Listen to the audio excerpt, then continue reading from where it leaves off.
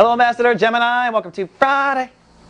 Well, looks like sunny but nesting and resting this weekend for the twins of the zodiac. The moon, which focuses our emotions, is focusing yours on home, family, and foundation for the next 2.5 days.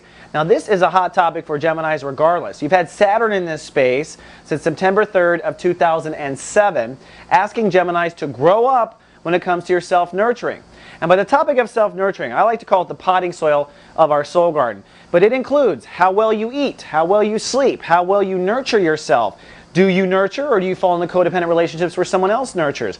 What's your family situation like? What are your family relationships like? What's your relationship to your roommates? What's your relationship to your home? Do you live in a dump? Do you live where you want to live? Are you comfortable? Is your house cluttered? Okay, I think you get the point, Gemini.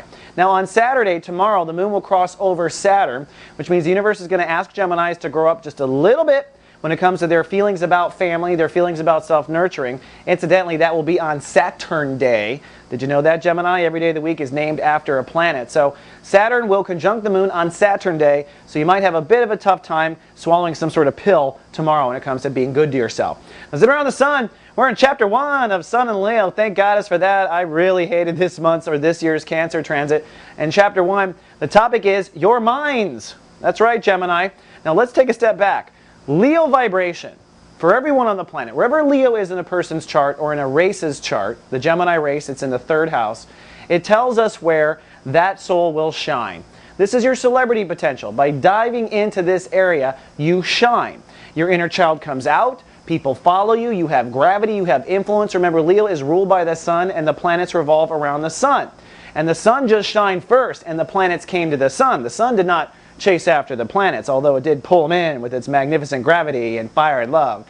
So for Geminis, you shine and your inner child comes out when you communicate.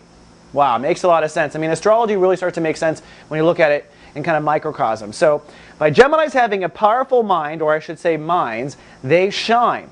And in Chapter 1 of Sun and Leo, we're going to be looking at where your minds are going wrong. Okay? We all have mind games. We all have certain attitudes and prejudices that we bring to the table. Oh, she won't like me. Oh, they're not going to listen. You know, that's an attitude. You're projecting that onto the person, and by projecting it, you're literally creating it. If you assume that, well, reality is going to follow. Of course, you will draw on someone like that. So in Chapter 1, we're going to clean out your minds and see and reformat your intellectual hard drives. So through the weekend, try to take a step back. Use one of those twins to watch the other twin, and then vice versa, and kind of see where your mind might not be servicing you the best way.